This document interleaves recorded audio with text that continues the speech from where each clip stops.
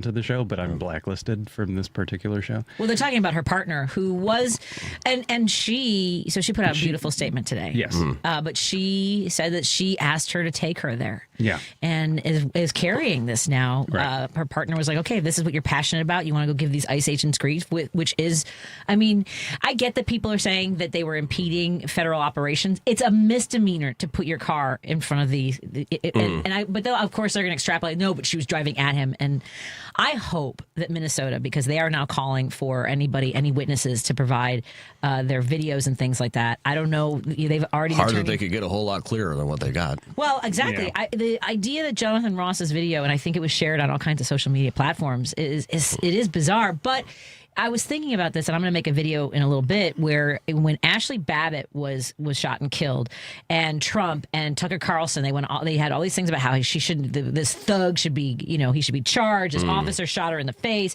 She was just protesting. Was it they say about a woman who was trying to break through a barricade as Congress members and their staff were fleeing for their lives.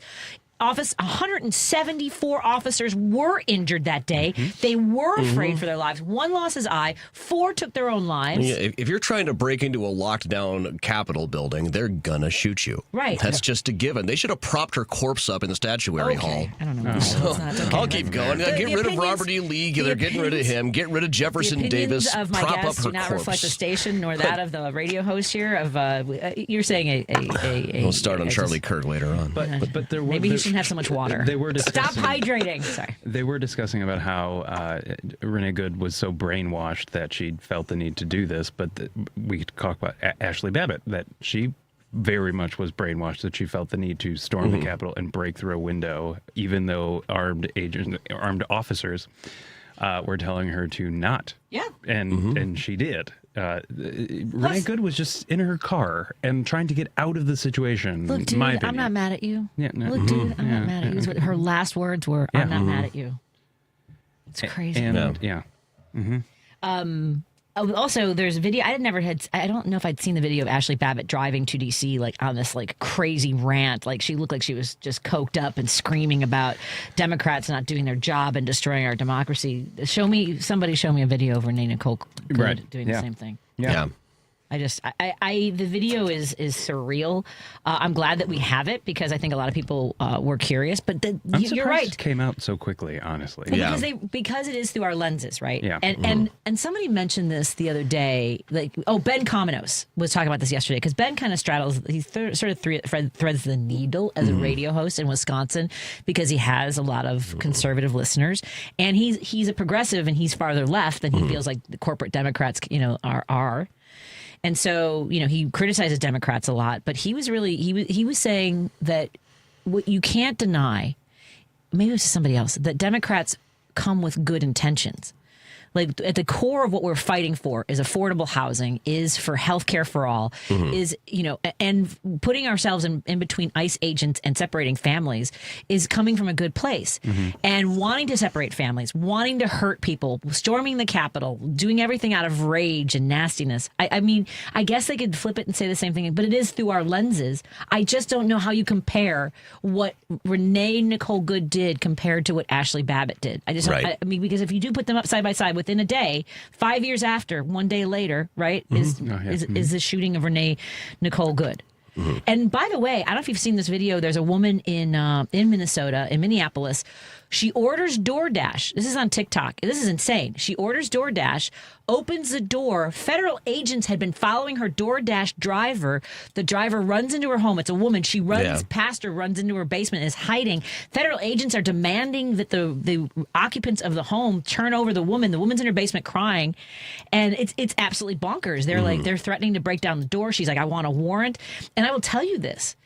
There were 8, maybe more agents surrounding her house, trying to get in, demanding her turn. And the driver had left her child in the car, which the agents did take. And but now neighbors come out. They're all filming. And this is the day after the shooting.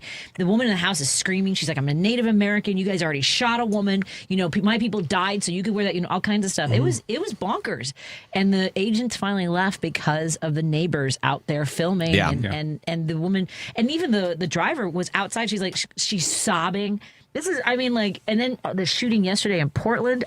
You guys, this This is so much. There's so many conflicting Well, stories. half the time the agents don't come prepared with the proper warrant to actually. They rarely have them. Never Yeah. bother with warrants. Right. Yeah. There's a They have Somali the driver. wrong warrant. They get the easy warrant. But They they're- don't get the actual. But they're cooperating with DoorDash. They're not even. yeah. So DoorDash is giving them information about drivers that might not be legally documented.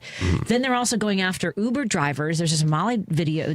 That's when they have a slow day, they just head to the cell phone lot. Yeah, and they look for people who look different, Over who at the have airport, accents. yeah. And there's an agent on this video saying the driver says, "Why are you bothering me? Why are you harassing me? Why are you here? Why aren't you at the border?" And he goes, "Because I know you're not from here." He's like, "How do you know I'm not from here?" He goes, "I can your accent. You have a different accent than I do." And it's like because the Supreme Court gave them that right. Right. Everything's fine. Everything's great. How's everybody else doing? Did I swear on the air? I didn't swear on the air. You heroically avoided swearing on the air. Very Well, impressive. your parents, speaking of heroically, your parents, who are they in their 60s? How old They're are in your their parents? 60s, yeah. Yeah, your Yeah. parents living in Atlanta, Georgia. Yeah, still in their 60s. I had to check what year it is. boy. They live in Brunswick, Georgia, down by Jekyll Island on the Georgia coast, And not far from where a young black man was. where Ahmed was killed. They hadn't moved into the neighborhood yet. They had bought the house. They hadn't moved in yet, but you can see their mailbox. That's how close it was in the video. Okay. They had met them all casually at like the hardware store and stuff. But yeah, every week they have a protest down there in Brunswick, and they are there with their signs for passing cars every week. And this week they made the papers. My dad's holding up a sign saying, "In your guts, you know he's nuts." Yeah. My mom's holding up a clever. peace sign. That's great. I mean, you got to be out there. We have to Yeah. be vocal. We have to be careful. Right. Because I know you do help make sure at drop off. Yeah, I'm part of my neighborhood whistle patrol. I'm usually there for both pickup and drop off on school days, and we just kind of either some days we walk circuits and some days we stand on corners. But I've got a big visible whistle. I've got in Rogers Park we wear armbands so neighbors know what we're doing and know that I'm not just some creep hanging out on the edge of the school. We were which talking about that. yeah, That's like fair. something that when we talk about this among the group, it's like this has never occurred to women that they might be seen as a creep hanging around the school, but every guy has to think about it. Well, and I just was appointed to the local school council, so I have no kids. My husband and I have no kids, but we live right across the street from a school, and so Yeah. I feel like those. People are safe, and they're like, well, if they people are safe, and they're like, well, if they were, if they're here illegally, we were told that they were going to go after the worst of the worst, the violent criminals. It's 1%. They're not even really going after the people who are here unauthorized, even just people who look like they might be. Yeah, when you have neighbors having to bring other people's children to school because the parents are scared to leave their house, that's a problem. That is a problem. That's a problem. That's terrifying. Did you see Jesse the Body Ventura's video yesterday? Well, after they murdered the woman, they went to a local high school and tear gassed it. That happens to have been Jesse the Body Ventura's high school, class of '69. Really? And they interviewed him outside of it, and he just gave them what for about what's going on right now. And I never know what way that guy's going to go. No, none of us do. I mean, I think I generally think he's kind of a nut, but in this case, he's being a nut for good. It's really it's a good 7-minute long video where he just rants. Wow. Well, and I understand that there are some more conservatives that are starting to say that, I don't know, apparently from talk radio. This is, I mean, that's why I don't listen to that. I mean, what we're seeing a lot of, like someone messaged me last night that I haven't heard from in a long time. I have a couple videos that have kind of gotten a little bit of heat behind them and more eyeballs have been on them. And so it's brought a lot of ugliness to my page as well. And I'm actively trying to like weed those people out, especially if they're bots and things like that. Like on Facebook, I do sometimes engage because it seems like a better place to go to sort of, make an example out of some folks. Sure. Based on trying to use logic and evidence and things like that. Once in a while, I don't get myself sucked in as much anymore. Yeah. But Just on block and Instagram, move on, block and move on. Yeah, and Instagram, especially because they are, some of them turn it into threatening situations, both to me or to the folks that are on the page. Let's take a break here. First, I want to thank our sponsors. Thank you to our friends at Source Solar. Make an appointment with Peter Sorellis and see if it's time to get solar panels on your house or business. Now's a good time to get that set up so you're ready to go in the spring. Again, that's source.solar, and we'll have Peter and Warren on in the next couple weeks in February when it's warmer today. That was weird. So start thinking about your solar panels. Let's also thank our friends at Pride Coffee Roasters. Go to pridecoffeeroasters.com. Put in an order for bean subscription so every single month you can have a bag of roasted beans. And by the way, all of their single origin beans are roasted to order, including the Resist Movement blend, which has incredible taste of Dominican Republican beans and Arabica beans from Asia with a hint of chocolate malt, warming spice, and notes of blueberry cobbler. Also, thanks to our friends at Minocqua Brewing Company. We're going to have our Up North podcast back up and running very soon, so we'll let you know about the guests coming up with that and Ben Cominos, amongst others. Go to MinocquaBrewingCompany.com. On Monday, I'll have a new piece up. You better believe it's going to be about the tragic shooting of Renee Nicole Good and the aftermath, the ugliness, but also I think some of the beauty that I hope comes out of this when more people are waking up. I'm hearing some folks who are like, this is too much. But I know a lot of us are scared. But go to MinocquaBrewingCompany.com and join our community there. There's a marketplace of vendors who are like-minded. Put your money where your values are. More in a moment on WCPT 820 Heartland Signal and KKNW 1150. We're in studio with Adam Selzer and Dan Schaefer, my guest co-host today. I need friends.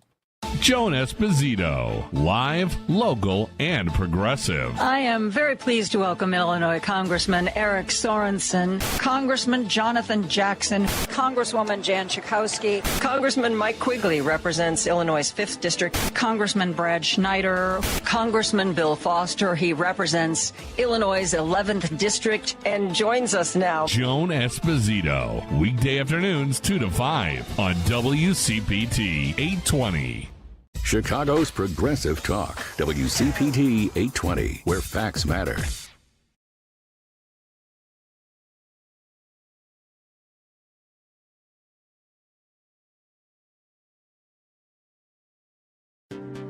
If you're listening to this station right now, you've definitely heard my voice before. Hi, I'm Hawk. And I'm Pete. And we're with Source Solar, your local source for solar. Source Solar is Chicagoland's premier solar installer, providing solutions for over 1,000 homeowners and business owners across Illinois and Iowa. With over a decade of industry experience and deep roots here in Chicago, we have the expertise to help your transition to clean, renewable, resilient energy. We can guarantee that we save you money day one without any out-of-pocket cost to you. This means you have an instant ROI, instant payback, and can save money to add to your bottom line day one. At Source Solar, we source everything as local as possible, meaning we always carry the Made in USA sticker. Find us online at www.source.solar. Stop in our office at 5710 North Northwest Highway or give us a call at 773-985-3992. And don't forget to ask for Hawk or and Pete. Patti Vasquez is taking your calls now. All right, let's hit it. At 773-763-9278. I got a lot to say. It's driving it Yes, home. I do want to open up the phone lines because I know folks have things to say and I want to hear from you. So to my friends in studio, historian, author, tour guide, Adam Selzer joins us in line. You go to mysteriouschicago.com for all of his great work and adamchicago.com as well. Adam Chicago will link you right to everything. It was actually just working this week on a case where a police officer shot a guy fatally in 1866 as he thought he was burgling a place. And he was, the story went out recently. The guy had apparently been enslaved by John J. Crittenden, the governor of Kentucky, beforehand. I'm trying to figure out whether he might have been a Civil War veteran. That's, there's a lot to make me think it was him who was on the muster rolls, and there's a lot to make me think it wasn't really him. It goes back and forth. It's quite a rapido. I'll have the whole thing up on Monday. Okay, great. That's adamchicago.com. AdamChicago.com. We'll put it on the Patreon. I'll make that a free post. Excellent. Oh, good. And I know that there's a lot of, as the weather warms up, you'll have some more tours up and running and things like that. I hope so, yeah. Excellent. I hope so. And Dan Schaefer, who throws himself on the sword of listening to conservative talk and watches Fox News, also the host of Politini and Tuesdays with Josie. Yeah. No, and Rick Perlstein actually says that we should be listening to and watching some of these shows. He says 1 hour a week. It's not for the faint of heart. So we know what we're dealing with. I don't know. I mean, like, I'm on social media enough to know what I'm dealing with. What more? Yeah. How much? I mean, they're on my page. Like, That's true. No, you get it from the other. You get it. I don't watch left-wing media 1 hour a week. Oh, okay. Yeah. Come on. Yeah. That's true. I mean, I listen to this station. Right. It's literally in I have my AirPods in. Oh, all day sure. long. Yeah. It's just, but it's an interesting dynamic of. It's just weird to me, and my husband hates it. Every time he walks downstairs, he says, "Turn that explicative BS Fox News off." I'm with Jim. Yeah, yes, but I'm not gonna say that I like to know what they're talking about, but I need to know what they're talking about because they're spinning this 1 hour a week. Sure. Total. So that's like 5 minutes here. I can't commit to that. Dip in, dip out. I can't commit to that, but okay. I know self-care, new year, new me, whatever. But yeah, no, I just need to know what other people are talking about. So let me ask you this. So you know what they're talking about, and then what? So then when I have conversations with people that disagree with me, because I know that they're watching the same thing, I'm also watching other news sources, and so then I can bring something else to the conversation. Mm-hmm. I know now that there are certain people that I will never change their mind. Like, they are set in their ways, and that's just the way that it goes. And have you had any success with anybody? A couple of people, maybe. I don't know if I've really changed a ton of minds, but it's just the conversation, I guess. Okay. I don't know. But it's like how Adam said, at some point you just got to block and just and move on type thing. Yeah. Yeah, I mean, I know that we make them dig in more. I'm obviously condescending and sarcastic when it comes to these kinds of things. I'm a little bit passionate. It's also my defense mechanism. So I get the people get angry when they listen to the show. I get this guy that trolls me on social media and other places. But here's the thing: I don't troll conservatives. So for me, I don't even understand the energy of going after the person that you disagree with. Like, why do you care what I say? Yeah. Is kind of my thing. Like, I don't care. Yeah, I like to poke the bear. Yeah, and it's I'm poking the bear for sure, because if they want to tune in, they want to be poked. Yeah. They want to be angry. They reach out to you. Got to give the people what they want, I mean, yeah. Hey, guess who our first call is from? Maybe Adam can write our jingle for Jim, the first call with Jim. Hey, Jim, what's on your mind, my friend? It's Jim. Everybody in the studio have a terrific weekend. You too. And let me just start with this. It says 2015, Trump has killed my saloon life like Prohibition did in the 20s, because you can't. This is the way I operate. Whatever on my mind, after a few drinks, I might, the person next to me or the person across the bartender, I'm going to mention the situation that I'm in. And what happens is, this is 2015. I left the restaurant. This is no baloney. Left the restaurant and watched the debates and called a cab. I came outside, and there's a couple outside, a guy about 50. I'm about, let's say, at that time, what was I? Jesus Christ, I'm about 65 or something like that. So anyway, this guy wants to have fisticuffs immediately. I said, what a group of people. But the reaction that this man had was incredible. Now, I've been around for a lot of elections. I've never seen people go to town over a candidate, especially with a stranger. But this goes on constantly. I went to get a haircut this week, and I mentioned the shooting, and and she said, "What about this is my barber? I've been going to. She's from some foreigner from a foreign country, which she gives a good haircut." But I had to rethink my haircut. I've been getting a haircut there for about 5 years, but I'm thinking to myself, I don't know if I'm going to go back. You're not the only barber in town. She went right to Charlie Kirk. She goes, "What about Charlie Kirk? What do you think about him getting shot? What do you think?" I said, "Listen, these are two Homo sapiens that are in their grave. Both of them are in their grave. And we're going to be in our grave, and you're going to be in your grave, and et cetera, et cetera, et cetera." The point is, you have to look at this rationally. First of all, it's a money-making scheme.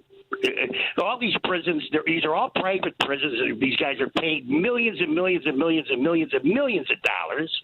We don't know what happens to these people when they go to the prison. They have a capacity. They have to get so many people off the street.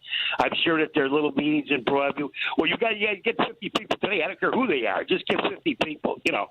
I mean, it says, are you really going to run immigration like this for years to come? And you think America is going to stand for it? There's no way. And real quick about Venezuela, I heard this morning. This is how crazy Trump is. First of all, they sacrificed 100 human beings in Venezuela to get the oil. First, he was a drug fiend. Now he was an oil stealer. Before they couldn't make up their mind. Stephen Miller and the place couldn't make up their mind.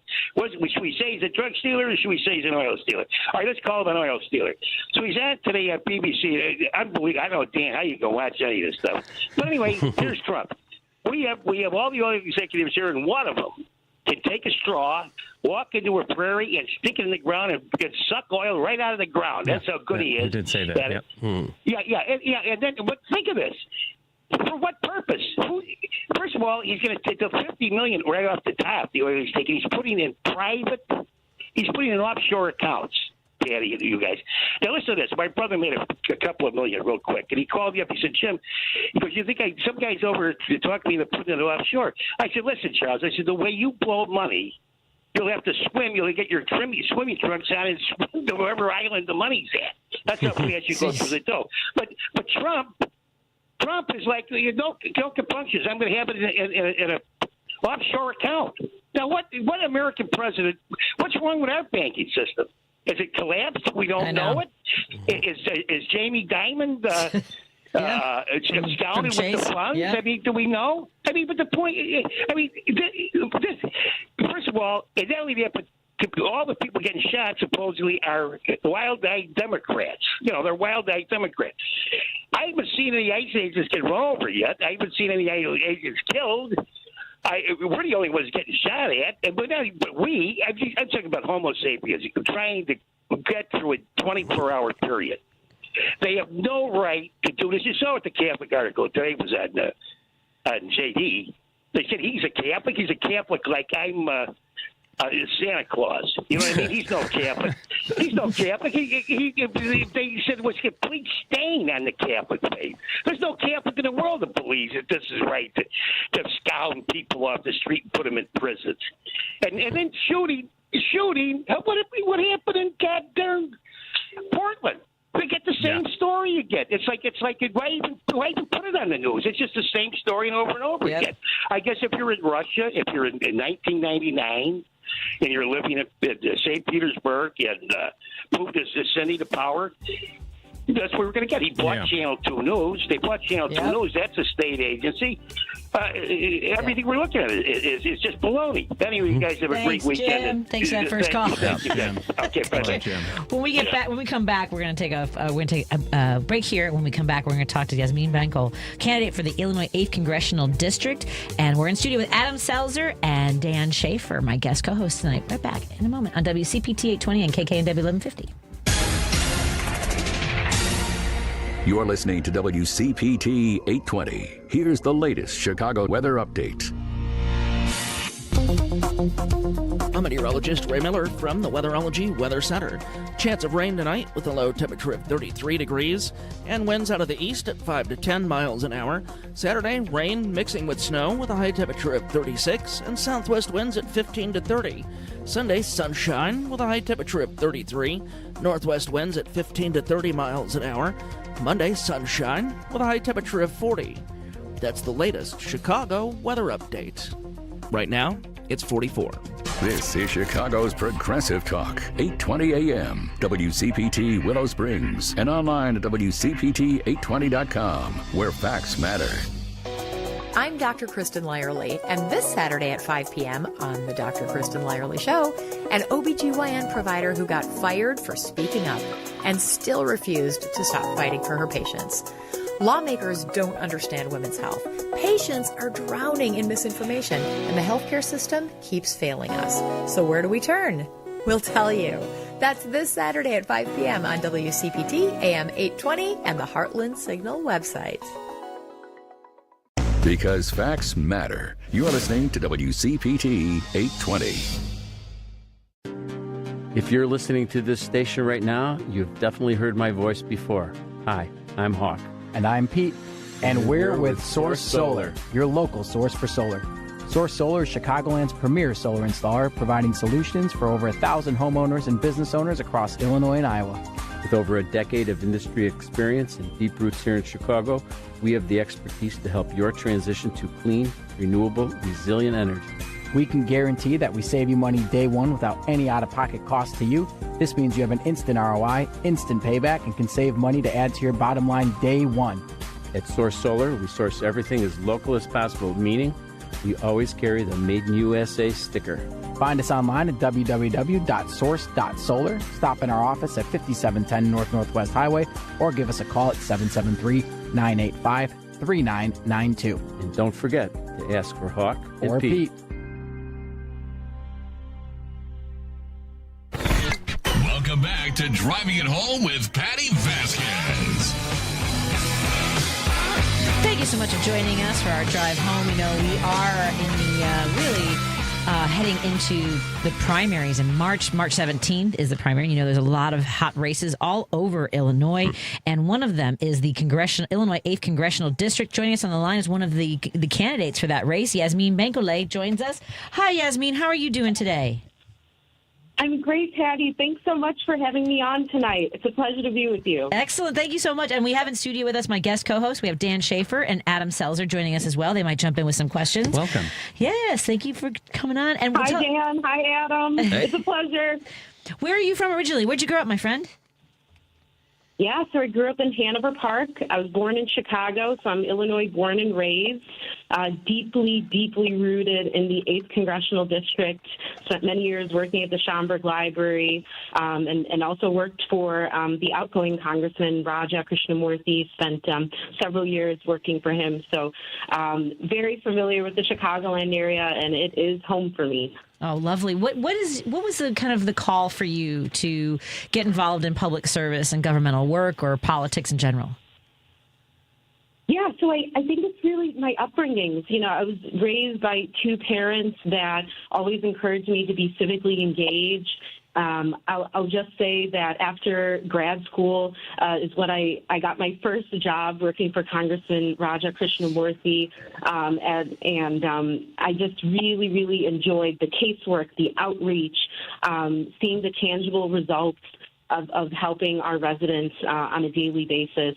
And now I currently serve as a trustee in the Village of Hanover Park. I was elected in 2021 at the age of 27, and I became the youngest trustee in our town's history. And it has been not only a joy, but an honor to give a voice to those that feel disenfranchised and to serve my neighbors to the best of my ability.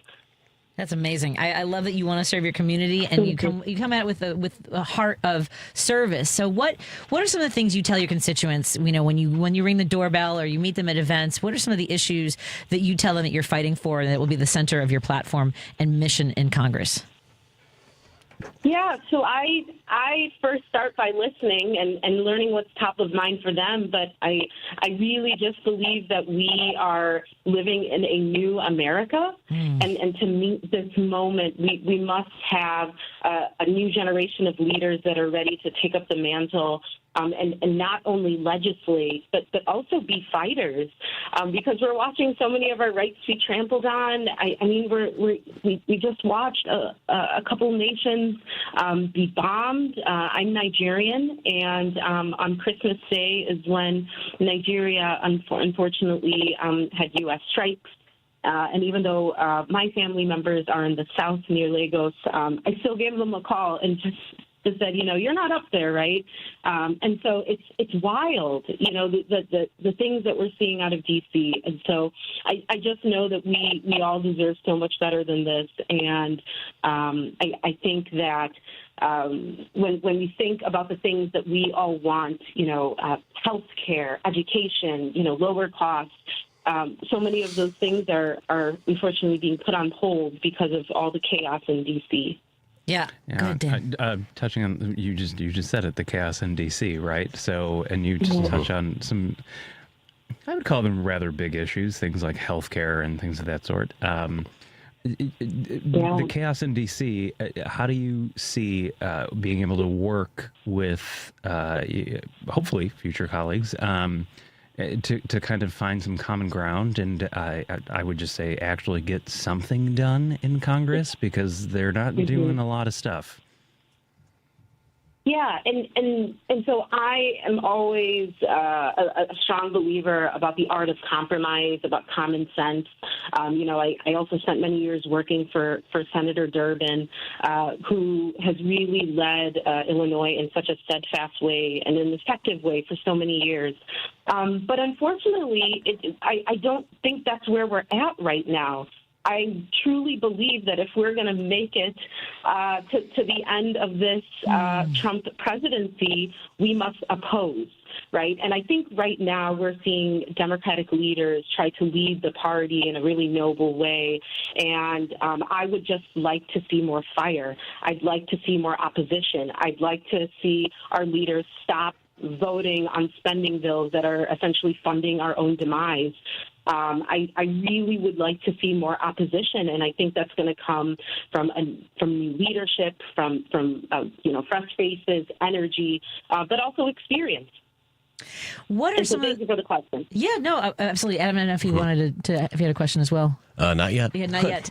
Well, when you are talking to constituents, and I asked you what you've explained your mission too. What are you hearing from them when you're in the what's keeping them awake at night? I mean, in addition to fascism, but what are some of the issues that is keeping them up at night?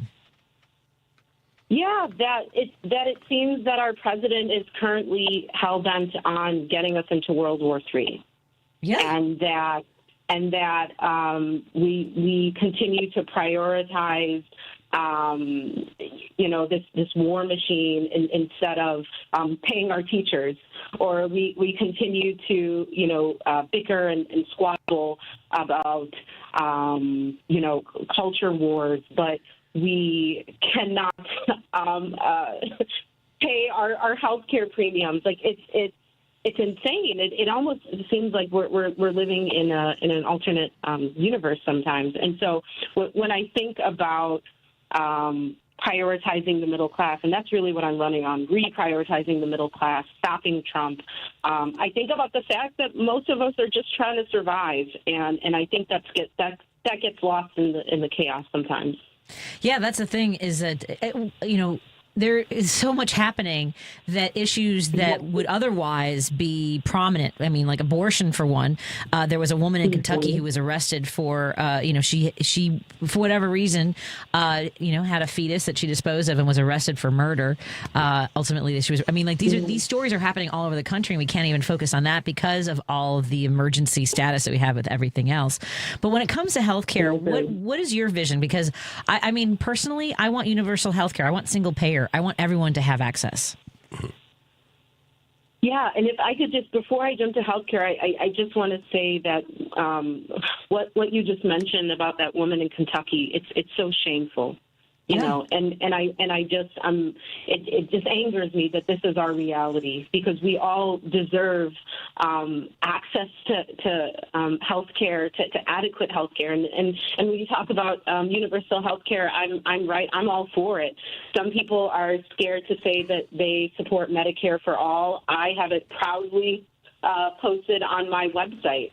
I think that universal health care is long overdue. When we look at this country, we have 80 to 85 million people that are underinsured. It's likely going to increase because of the expiration of the ACA credits. When you look at many developed nations and you look at how much we pay on an annual basis on health care, we in the United States pay about $14,500 on an annual basis, and those in other nations that have single-payer health care or some form of it pay about a third of what we pay. Yeah. And so it's long overdue, and I'm tired of health care being some type of luxury. It shouldn't be a luxury. It should be the standard. It's so basic to living a dignified life. Right. Now, how do you sell this to people who are kind of skeptical about it? How do you, like, someone says, well, what if the Medicare for All says I can't have this medication and I don't have another option to go to some other plan? How do you sell this to people? I sell it to people by saying that in order to live a dignified life, you must have access to health care. And it is the role of the federal government to allow this to occur, to allow this to be a reality.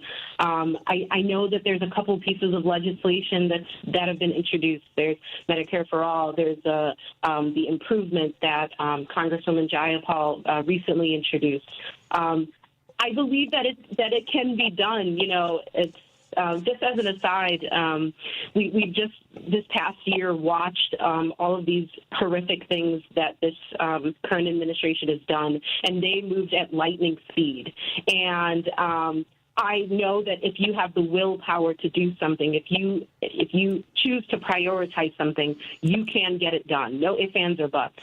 And so I believe that we can make it a reality.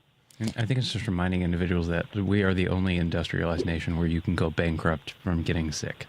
And even during back to COVID days where people were getting laid off, in other countries, if people were laid off, they didn't lose health care.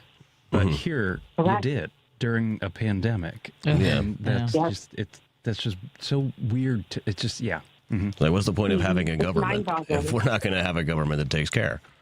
That provides for this sort of thing. Yeah. What are we doing? Well, that's the next question. What are we doing? Are we going to support not just abolishing, but punishing these ICE agents? Ooh. Now, I want a show trial. I want Greg Bovino in that chair, and I want him behind those bars if the's not a sour apple tree nearby. Preach. I hear you. I completely agree. I'll just say that in Hanover Park, we fall in Hanover Township, and Hanover Township has the second highest concentration of immigrants in the state of Illinois, second only to Cicero Township. I didn't know that. And so ICE hit us very, very hard, and ICE has been hitting us hard for years now. And so a couple of years ago, due to anti-immigrant sentiment, I spearheaded the passage of a welcoming ordinance that said no matter who you are and what you look like, we'll respect you. And just last month in Hanover Park, after they unfortunately ICE took our police officer, you may have seen that. Unfortunately, that made national news. But after that occurred, I spearheaded the passage of an ordinance that prohibits ICE from staging and conducting their operations on any property that the village owns, which is our metro lots, our fire department, police department, municipal lots. I'm tired of seeing our residents be, abused in the streets, dehumanized. It's disgusting, and I agree with you. I wholeheartedly. I'm ready for prosecutions. I'm ready for convictions. I'm ready for all of it. All right. For those agents and our That's kind of the baseline for my support right now. Is like accountability is something accountability right for now. it. Yeah. We are talking to a candidate for the Illinois 8th Congressional District, Yasmeen Bankole, who is also going to be a part of the event at the National India Hub on Thursday, January 15th. If you want to meet the candidates, there'll be at least 8 candidates there, including Yasmeen, our guest. That's going to be at 7 p.m., again, at the National India Hub at 9:30 National Parkway in Schaumburg, Illinois. Again, that's going to be on January 15th. Yasmeen, we've got 30 seconds for you to tell our audience, give them your pitch about why you should be the next Congresswoman of the 8th Congressional District in Illinois. Yes. I am running to be a part of a new generation of leaders in D.C. that actually gets things done and leads in a really smart and bold and authentic way. In this moment, we must demand courage. We must demand accountability, but you must also have the fire in your belly to meet this moment. And I know I encompass these things. I spent close to 8 years working for Congress. I worked for Congressman Krishnamurthy. I worked for Senator Durbin. I serve as a local elected official. I'd be ready on day one to fight for our district. And so I know I have the drive and the energy and also the experience to serve effectively in this role and make our residents proud. Thank you so much, Patty. Of course, and we want to let folks know the website for Yasmeen. Well done, by the way. Great talking to you. The website is Yasmeen Bankole for YasmeenBankole.com. That's YasmeenBankole. It's been a pleasure talking to you, and we look forward to catching up with you again. Let us know if you have anything you want our audience to know, and go get them. And thank you for taking the challenge to get into the battlefield of politics. This is crazy times. Give them hell. It's not for the faint of heart, and you're doing it the right way. Thank you. Thank you. Take care. Bye-bye. Have a good one. Let's take a break here, and we'll continue our conversation on WCPT 820 Heartland Signal and KKNW 1150. The phone number is 773-763-9278. I just want to know we've had several of the candidates on from the 8th Congressional. They've all been great. And coming up at 6:05, we'll talk to Junaid Ahmed as well from the 8th Congressional race. More after this. Want to make 2026 your year of adventure? Book that trip and learn a new language with Babbel. Go ahead, make a resolution you can stick to. Now is the time. Babbel's New Year sale is here. Unlock all of the languages on Babbel with a lifetime subscription for 65% off. Turn your daydream into a destination this year with Babbel. Get Babbel's lifetime access for less at Babbel.com. That's Babbel.com. Babbel.com. This is a WCPT Veteran Minute. In the midst of World War II, a group of Native American soldiers known as the Code Talkers became silent heroes. The U.S. military faced challenge of secure communications on the battlefield, and these men, primarily from the Navajo tribe, were enlisted to develop an unbreakable code.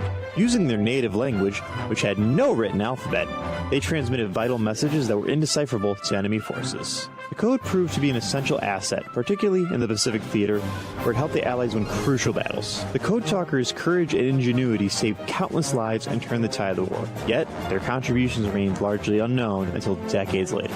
The legacy of the Code Talkers stands as a testament to the strength, resilience, and invaluable service of Native Americans during one of America's most devastating conflicts.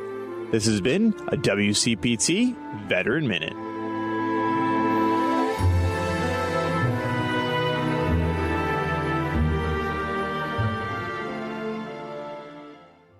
Hey Google, play WCPT. Streaming Chicago's progressive talk from TuneIn. Union Strong Chicago continues to lead the way with progressive values and in preserving democracy. Your support of the Minocqua Brewing Company Super PAC efforts in Wisconsin and beyond strengthens the fight against MAGA Republicans. You can now purchase progressive beers like Labor Lager, Love Wins Fruited Sour, and the Resistance IPA in Chicago at Rogers Park Provisions, Diversity Beer, Wine, and Spirits in Lakeview, Park West Liquor, Wine, and Beer in Lincoln Park, Logan Square Liquors, and Tip Top Food and Liquors in Westtown. Visit MinocquaBrewingCompany.com for all their Chicagoland locations. As always, no matter how bad our sports teams are, please drink responsibly. That doesn't even seem like the right thing to say since the Packers are playing the Bears tomorrow. Adam, are you watching the game tomorw? I actually might. Right? It's exciting. Yeah. I actually had the last game on for a while. I never put the game on, but you can call me a fair weather fan, but it's only when it's getting exciting that I feel like turning it on. And the cat got more interested than I was, honestly. Well, I'll tell you where off the air. I'll tell you where I'm going to be to watch the game. It's right in the area. So if you want to come hang out, you can tip one back with me during the Bears. You can stop by. I hope they score all the baskets. Let's get to some of our phone calls. Your calls are being taken in the order they were received. Here's Elaine in Chicago. Elaine, what's on your mind, my friend? Hi. Well, there was an author who I saw on CNN, I believe it was, probably like in 2017 or 2018. And she was talking about how America was at risk for being in a civil war. And her name is Barbara Walter, which is funny because it's like Barbara Walter. Oh, you were wondering. Okay. Right? So, all right. Okay. But anyway, this is a real person, and she at the time was at the University of California, San Diego, and she studies comparative politics, conflict, civil war. And at that time, she went through a whole list of things that kind of America, the United States of America, was one of the countries in the world who she felt was at risk for being in a civil war. Okay, so now we have the Trump administration again, right? And I was telling Lady B that I think it's almost like we're at risk again of being in a civil war, because when I think about it, we have the federal agents are fighting, like you have the city, the state, and the feds, like all, what do I want to say, pitted against each other. Right. Right? And we have this paramilitary. Yeah, go ahead. Sorry. Oh, go ahead.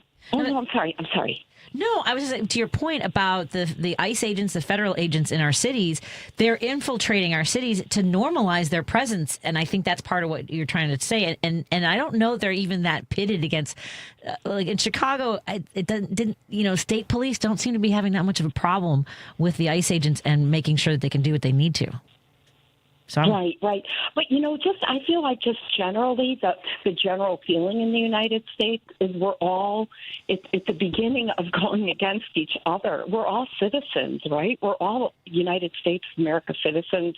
I mean, the people who are, how do I want to say it? The people who are being pitted against each other. And I think it's terrible. And I think it's part of what this administration wants. They want chaos, and they want everybody to hate each other. I know that's kind of simplifying it. I'm really trying to say it more intelligently than that, but I just can't think right now how to say it. Well. Yeah, I think you are. And here's the other thing. More than ever, we have much more access to each other. Like, it's one thing if I'm doing this radio show and people call in or they text, right? And they want to be angry and they angry listen because they don't like what I say. And I hope that they still think I have every right to say it. If they don't, then we're in a different territory. Okay. But before this, Fresh Limbaugh was going on, like, we were just in our cars yelling at the radio. Mm-hmm. But now we have access to each other. We can poke each other, rile each other up, get into these arguments that go into circles. And I think that's messing with our heads, too. Yeah. And even deepening that your point about pitting each other against one another. Yeah. I think to Elaine's point, which you spoke very eloquently about it, it's my opinion is that there's blurred lines, right? So if somebody feels that they are being threatened in their community, they call 911, but now you call 911. In Chicago, for example, CPD shows up, but now you got ICE agents, and then you got the lines are blurred of who has jurisdiction of whatever. Like, CPD is there to protect the community members and the citizens of the city. ICE is there to do whatever they are supposed to be doing, which I don't agree with any of that. But it's fluid, and there's no structure. It's disorganized. That's exactly what the Minneapolis mayor said. It just looks disorganized, and I do think that is by design. That's my opinion. I agree. And can I just ask real quickly, someone said that Tom Hartman mentioned that ICE was going to be going door to door. Yeah. J.D. Vance said this. J.D. Vance said this in his press conference yesterday, that we're going to start sending people door to door to ask for documentation. That was, yes. Okay. So what do I have for documentation? I'm born here in the United States. I'm 70 years old. American citizen. I know. So, I mean, what do they say? Show us your birth certificate? Or, I mean, what is that? Ask I don't them if understand. they have the correct warrants, because they normally don't. I'm sure that they will give us, hopefully they put out, Kristi Noem is on the radio every day telling people to self-deport. I'm sure that they'll put out these ads to tell us what paperwork to have available in our homes when they come door to door for us. Oh, my God. Yeah. Oh, my God. That's, well, I mean, I'm getting thank you for taking my call, but my I'm sorry, I didn't mean to cut you off. No, you're fine. Okay. But no, I just wanted to mention this idea about civil war, because I think this professor, I think she was right. She was right in 2017, and she's even more right today. Well, Abraham Lincoln called his own future when in the 1830s he gave a speech about how the threat was from within, that we didn't have to worry about threats from without. And so I think that we're seeing that the vigilantism that we see a lot. Here's the bottom line.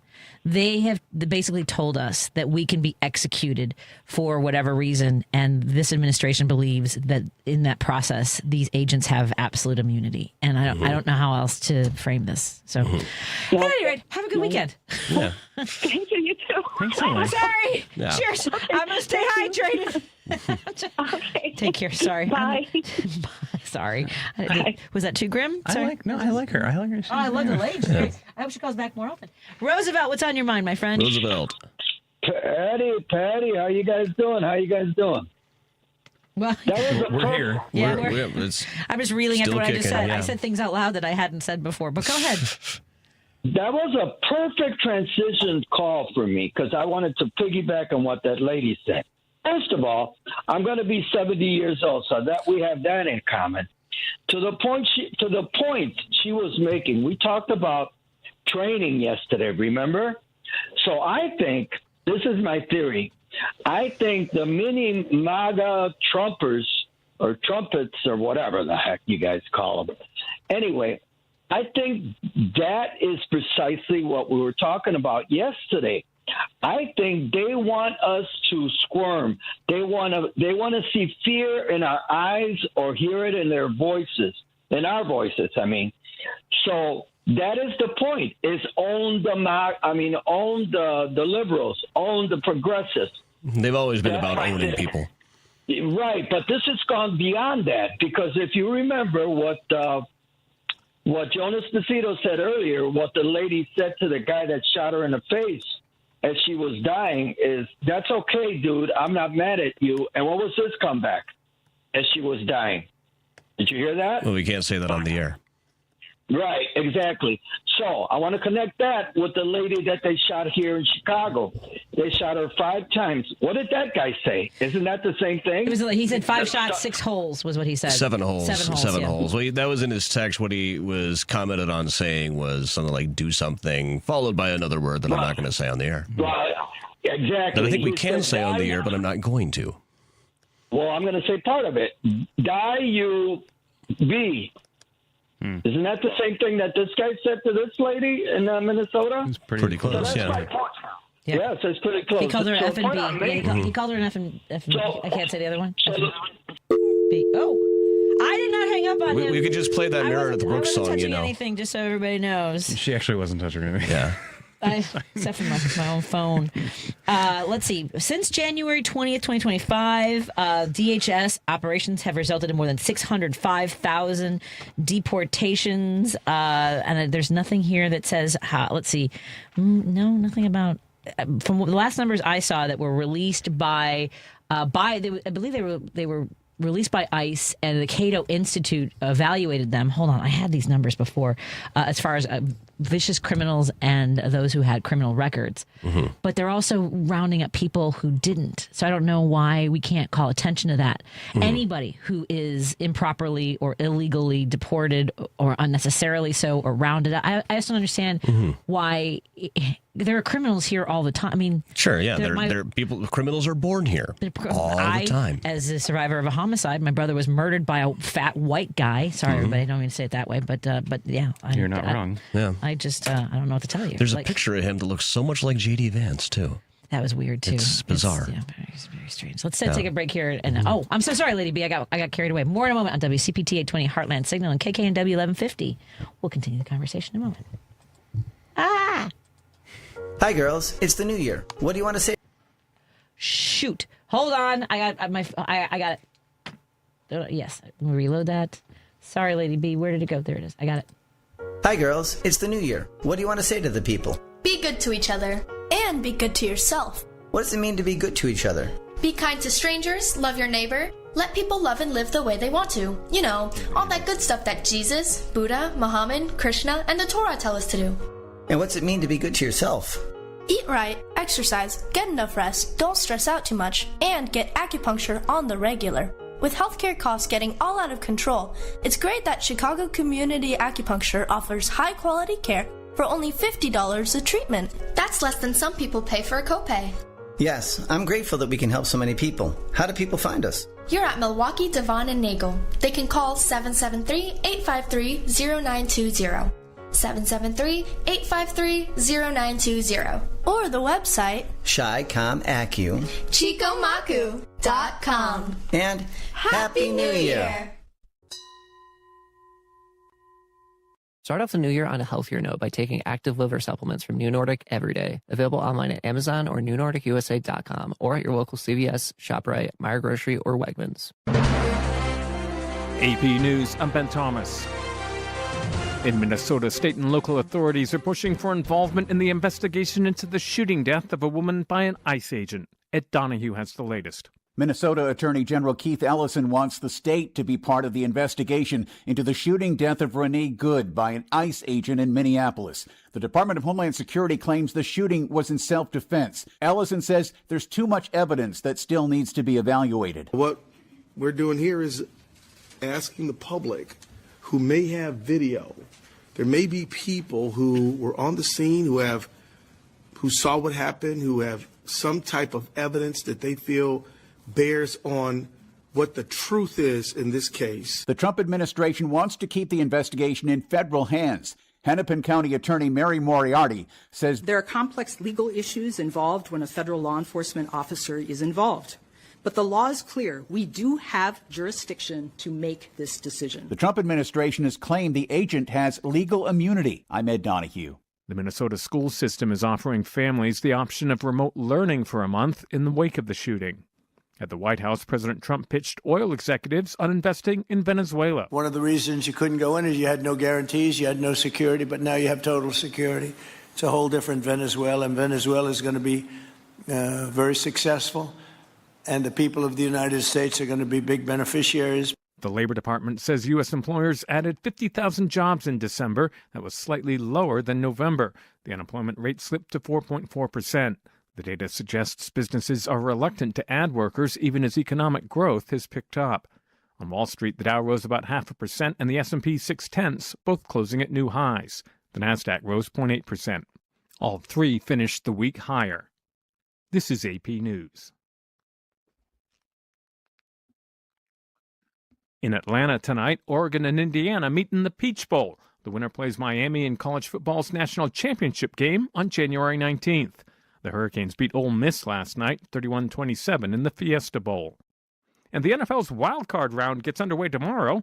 Gethin Coolbaugh has a preview. This year's NFL playoffs could represent a shift to a new generation of winning players. The top two seeds in both the AFC and NFC are led by young or unheralded quarterbacks, including Denver's Bo Nix, New England's Drake May, Seattle's Sam Darnold, and Chicago's Caleb Williams. All while perennial MVP candidates like Patrick Mahomes and Lamar Jackson are sitting at home. Veteran QBs like Josh Allen, Aaron Rodgers, Jalen Hurts, and Matthew Stafford are back in the postseason, vying for a spot in Super Bowl 60 on February 8th. I'm Gethin Coolbaugh. There's more news at apnews.com. I'm Ben Thomas. Thanks for listening. This is 8:20 a.m. WCPT Willow Springs and streaming worldwide at WCPT820.com. We are Chicago's progressive talk, where facts matter. Now your WCPT 820 weather update. I'm meteorologist Ray Miller from the Weatherology Weather Center. Chance of rain tonight with a low temperature of 33 degrees and winds out of the east at 5 to 10 miles an hour. Saturday, rain mixing with snow with a high temperature of 36 and southwest winds at 15 to 30. Sunday, sunshine with a high temperature of 33, northwest winds at 15 to 30 miles an hour. Monday, sunshine with a high temperature of 40. That's the latest Chicago weather update. Right now, it's 45. Upgrade your tool storage for the new year with help from Menards. For heavy-duty storage that protects your tools, choose Masterforce. From shelving units to cabinets and so much more, you can keep your tools safe and within reach. Get versatile and durable storage from Masterforce today. Check out all our Masterforce storage in-store or check out our weekly flyer on Menards.com for all the great deals happening now. Save big money at Menards. There are 1,000 ways to say it. Nope. Knock it off. Shut it down.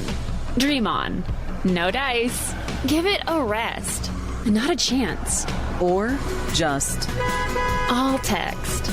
You focus on the road. As a passenger, you have the power to prevent an accident. There are 1,000 ways to stop a distracted driver. Choose one. A message from CTIA. WCPT 820, Chicago's progressive talk, where facts matter. Driving it home with Patti Vasquez, Patti Vasquez. From global conflicts to greenhouse gases, the folks refusing to wear masks says, and politicians getting caught grabbing asses says, she's driving it home with Patti Vasquez. Thank you so much for joining us as we continue our drive home. Hello to our friends listening in Seattle on KKNW 1150. Hi, our friends on Alternative Talk, and our friends listening in Minneapolis, St. Paul on KTNF, the progressive voice of Minnesota in Minneapolis, St. Paul. We want to thank our sponsors, Pride Coffee Roasters. Go to pridecoffeeroasters.com and maybe order one of their incredible single origin beans, roasted to order, by the way. And you can also pick up some gay swag at pridecoffeeroasters.com. We want to thank our friends at Source Solar. Go to source.solar, make an appointment with Peter Sorellis. See if it's time to get solar panels on your house or business. Now's the perfect time to make an appointment because spring is right around the corner. And our friends at Minocqua Brewing Company, go to minocquabrewingcompany.com, put in an order for some progressive brew, maybe some swag, and support the vendors there at their progressive marketplace. The more you put your monies where your values are, the more likely we are to hang in there together and get through all of this. We also want to thank our guest co-hosts who are in studio with me, Dan Schaefer, who's the host of the Politini, available wherever you listen to podcasts, as well as Tuesdays with Josie. Adam Selzer, author, historian, and tour guide, currently working on the podcast Tomb Snoopers, which I'm proud to be a part of. And we've had already one congressional candidate on. What were we going to say? Oh. We've had a few weeks off on Tomb Snoopers. It ended up, the story we were telling took more episodes than I thought it would. So, Right, so we've gone over. wrap-up? We'll wrap it up eventually. Eventually. Wow, I like eventually. By the Eventually. way, I just got a text from a friend from Scotland that says, "Don't you think it's time for you guys to have a well-regulated militia?" So I don't know. I don't need to talk about that kind of stuff. It is primary season in Illinois. Our next primary is March 17th. There are a lot of moving parts. You guys, you have got to lock in and look at all the candidates up and down your ballot. It's never been more important than it is right now. And joining us in the studio is our friend Junaid Ahmed, who is running for the 8th Congressional District. Hi, how are you doing? Doing great. How are you? I'm very good. And tell us a little about yourself. Where'd you grow up, my friend? I was born in India. Grew up north side of Chicago. Oh, really? Yes. What neighborhood? Rogers Park. All right. Yes. And then I moved up to Skokie. Then I live where I'm in the 8th, Addison, since 2000. Oh, excellent. Yeah. So what'd you study in school? What'd you want to set out in life to do? So I started out at a community college in Chicago, in Truman College. I'm transferred to DePaul University. Eventually earned an MBA from University of Chicago's Booth School of Business. That's pretty much my education. I'm huge in community college education. I think that's a good path for us to take, especially with the high cost of college education these days. I think I've made the best choice, and that's the path. I think I love it. I appreciate that. I did the same thing even though I was going to college. I actually in summer took community college courses, and it was a great supplement, and it helped me get through faster and cheaper. I agree. Yeah. And what kind of work have you done then? So tech consulting is my work. I do supply chain systems, financial systems, a lot of software development in a nutshell. Oh, excellent. Yeah. So tell us a little bit about this path to running for the 8th Congressional District. Oh boy, I ran 2022. If you follow, I ran against an incumbent at the time. I ran in for the first time. I got to take a few steps back. Bernie Sanders running in 2016. Okay. Part of his campaign in Chicago. Held shy for Bernie, Muslims for Bernie. Obviously the result was the result. And at that point, there was a local candidate that we were excited about. He was running for Congress. We went for him. A couple of years later, a lot of corporate PAC money, and then I was nominated by Schaefer area progressives to kind of stand up for the progressive values that we kind of knocked doors for the candidate, and it was at a time hey, listen, if you got to have the values that we are standing up for, we got to just walk the walk, and that's when he ran the first time. And what are some of the things that because I think a lot of folks are what do Democrats stand for? So when you're talking to folks, tell us a little about the progressive values that you want them to know about. Look, when my son was in the hospital for 1 day, 2 days, 1 night. The hospital was about $10,000. And when I thought I have the world's best insurance, my wife's college education, literally we paid for years and years just the college debt. Those are basic things that I think, affordable health care, people able to live a respectable, dignified life, with a minimum wage that's, people can actually working 40 hours a week. You can pay for bills. Medicare for all is something I'm going to stand for. Yay! Hold on a second. Yes. Yeah. And protecting the immigration, right? I mean, we're talking about ICE and everything that's going on. I mean, it's ridiculous. It's sad. It's a grieving moment for us. Back when it was, sexy to talk about these things as a citizen, not as a candidate, we were out and about, protesting. When parents were being separated back in the day, if you remember, Trump 1.0, we were at the McHenry County ICE Detention Center. Those are the basic values that have been decades back. And we successfully shut down the ICE Detention Center out and about. Just being out there in cold winter nights, nonstop, just making things happen. And I think it's time. The basic values, Medicare for all, affordability, people able to pay their, go to college education and not, take a debt of $500,000 these days. I mean, literally, it's not even an exaggeration anymore.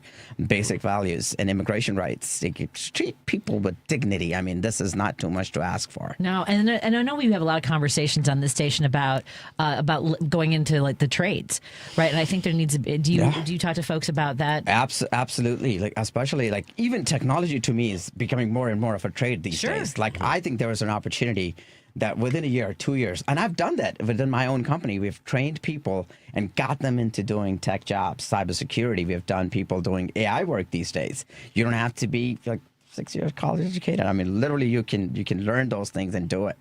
And I think those are basic things. Like you go from plumbing, you go from electricity. I say add technology to it. And that's something I've done it. And I do think we need to, in this country, people think that they've got one profession, it's what they're going to do for their entire lives.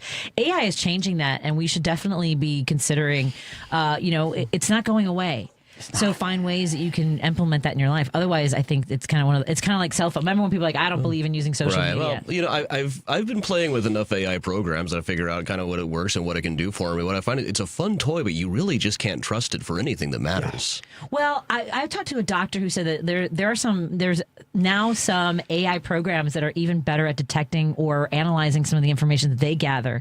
I think that what we use it for. I feel like this is just kind of an upgrade of the kind of programs we've been using this whole time. Like, they're calling it the AI sharpening tool in Photoshop. I don't really see what makes it more AI than it was 10 years ago, other than just the term. We've been using it. Go ahead.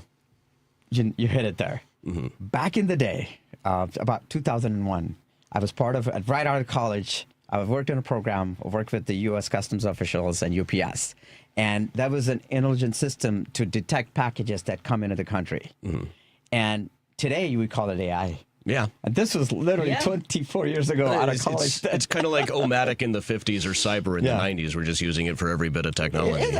Clearly, it's smarter. Mm-hmm. It takes a lot more processing. And that takes us to data centers and that's something I've been thinking very hard about, because that's what pays the bills for me, data. Mm-hmm. And with AI, it's not going anywhere. Right. We either kind of brace it, we figure out a right path forward for it. Now, data centers in communities, it's having a crazy amount of impact, negative. I was just reading up one thing, 267% electricity bill increase. We cannot afford that. At the same time, we cannot have a path without, being the leaders in the data centers. I think there has to be a path, and I'm looking at those options here. Like maybe a nuclear energy plant where we have access to excess electricity and it's not impacting a community. Those are the next steps that we have to be looking at. And unfortunately, the legislators have zero clue about how this works. You need someone in Congress today who has that understanding, who is able to make legislation and policies. It's not slogans anymore. I don't want a data center in my community. Okay, great. I don't want it either. They talked about it in Hoffman Estates, South Barrington area. I said, absolutely not. It's not happening. But there is a need for the data center. What's the right place? And I think legislators need to find opportunities where we give those spaces. Fantastic. And what are some of the things that you are hearing from your constituents when you're going door to door and having events? I've spoken to hundreds of people, just events and at the doors. Mm-hmm. Number one, it's everything is getting freaking expensive these days. I was at my sunglasses example I've been using for the last few weeks here, and the receptionist said if you were to get it before the tariffs, it would be $150 less, or close to $200 actually. And our shopping carts are way more expensive these days. People are worried about their Social Security going away. One conversation I had was, hey, Medicaid is already impacted. Is Medicare next? Right. What's going to happen? And then she wanted to understand, what am I going to do about taking on that fight? Sure. How do you stop that? And people are very worried about healthcare being impacted. People are very worried about their Social Security going away and everything getting expensive. And then people want a fighter. We are coming from a protest right now. And everybody wants, what are you going to do about what's that voice? Today, Congress, how many people are actually talking?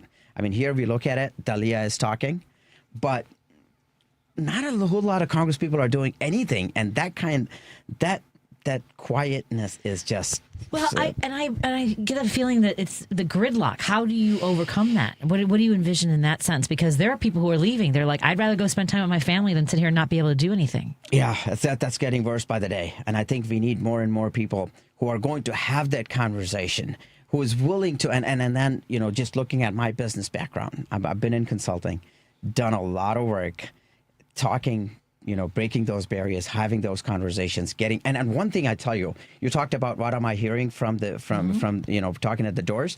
I've had conversations with the people who are on the extreme other side of the fence here, who are literally hardcore Republican, never voted anything but Republican.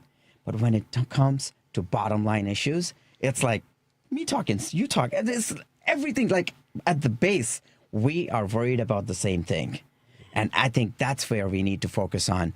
that we need to have those conversations. The gridlock that we were talking about, if we can agree on 70, 80, 60, 90% and have that, somebody's bold enough to have that conversation and actually get them on your side. And if you have to go a couple of steps on that side, we do it, have those conversations, break those barriers, make things happen. You've got 30 seconds to tell your constituents, the people who might be voting for you. By the way, it's March 17th. Early voting starts in just a few weeks. Well, and March 2nd. March 2nd. Mail-in ballots drop February folks. 5th. I mean, we're already at, January. What are we, 9th? Yeah. I mean, it'll be here faster than you think. So start doing your research. And by the way, it's Junaid for US for us. Junaid for us or US. It's both. Yes. That's JUNAIDFORUS.com. Yes. So you've got 30 seconds to make your pitch to our. Let's consolidate the progressive vote. This is an opportunity. There is one person that, the extreme right has brought because they have, looked at it. They don't want a progressive to win here. This is our opportunity to bring our values together, our vote together. We are doing great on the ground. Let's come together. Let's win this race. This is our opportunity to win. There is an option between extreme right-winger who has shown 2005 to 2011 versus a progressive candidate. This is our time to come together, consolidate, and win this race. Well done. And thank you so much again for taking the challenge to serve your community, to get onto the battlefield of, this is not for the thin skin, and it sounds like you bring a lot of experience. So thank you so much. Again, it's Junaid for us and for US. Yes. Junaid, JUNAIDFORUS. And that's Junaid Ahmed, who's running for the 8th Congressional District of Illinois. Congratulations on being Thank you. Thank you, Patty. Thank you for having me. Let us know if you have an event coming up. And Junaid will also be a part of an event coming up on January 15th. That is going to be at the National India Hub. It's January 15th at 7 p.m., 930 National Parkway, Schaumburg, Illinois, right here in Illinois. Yep. And you can meet about 8 of the candidates there and learn more in person. And tomorrow morning, 10 o'clock, we have our office opening in Hoffman Estates. Okay, check us out. And that'll be on the website. Excellent. That's on the website, yes. And there you can also learn about volunteering. This is for all our candidates. Absolutely. Go to their websites, find out how you can volunteer, how you can support the work that they're doing, and learn more about all the candidates. Awesome. Have a great night. Have a great weekend. Thank you for joining us. Thank you. Have a good weekend. Thanks for having me. We'll be back after this on WCPT 820 Heartland Signal and KKNW 1150 and KTNF AM 950. More in a moment. A Better Life with Dr. Sanjay Gupta. The first thing a lot of people do when they have pain is reach for something over the counter. Aspirin, acetaminophen, ibuprofen. When it comes to headaches, all three can work really well. But if your headache is due to a cold and you have a fever, acetaminophen is probably going to be your best bet. Toothaches, same thing. All three are probably going to provide you some relief, but if you have a lot of inflammation around the toothache, you probably want ibuprofen. Arthritis is typically caused by inflammation. Aspirin and ibuprofen are both anti-inflammatory, but ibuprofen usually works better for arthritic pain. For most people, backaches are caused by inflammation, and in that case, a true non-steroidal anti-inflammatory like ibuprofen, that's going to be best. There's a lot to remember there, and you can find more tips like this in my book, It Doesn't Have to Hurt, which is out now. I'm Dr. Sanjay Gupta, helping you live a better life. I know that hiring can be challenging. You sort through tons of resumes and you get too many so-so applicants. You're just waiting for someone to match your role perfectly. Well, now, there's a place where you can meet them fast. ZipRecruiter. Need to hire right away. Start your search for strong candidates. The right fit awaits. Build your team. Build it sooner. Meet your match on ZipRecruiter. Just head to ZipRecruiter.com/free right now to try it for free. And you're on your way to meeting your match. 4 out of 5 employers who post on ZipRecruiter get a quality candidate within the first day. So try it now. Go to ZipRecruiter.com/free. Once again, that's ZipRecruiter.com/free. Meet your match on ZipRecruiter. Try it free. This is WCPT 820, where facts matter.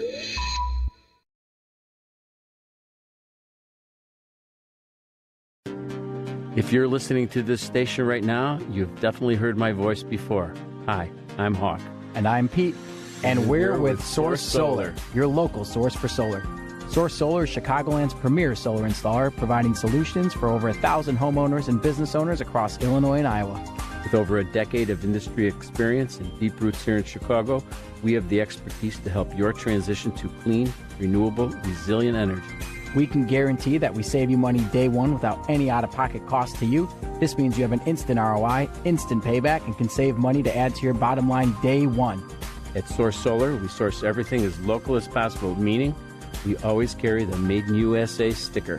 Find us online at www.source.solar. Stop in our office at 5710 North Northwest Highway or give us a call at 773-985-3992. And don't forget to ask for Hawk or and Pete.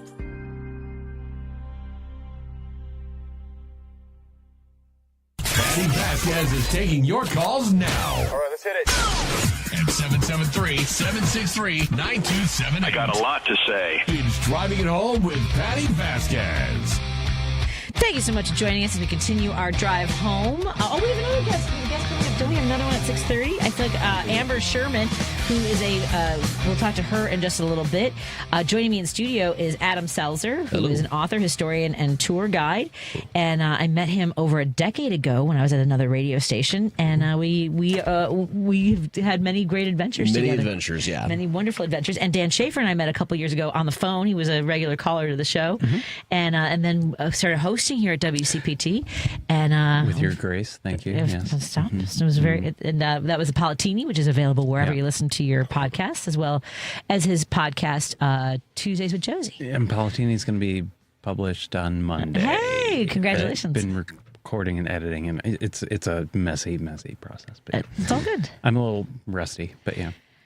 Do you record, and do you do a lot of editing on yours, or do you try to do just? Like, I try to do as little as possible. Yeah, that's the easiest way to do it. It's the easiest way, and also once I really get into editing, like when I do like music or something, this is ADHD heaven.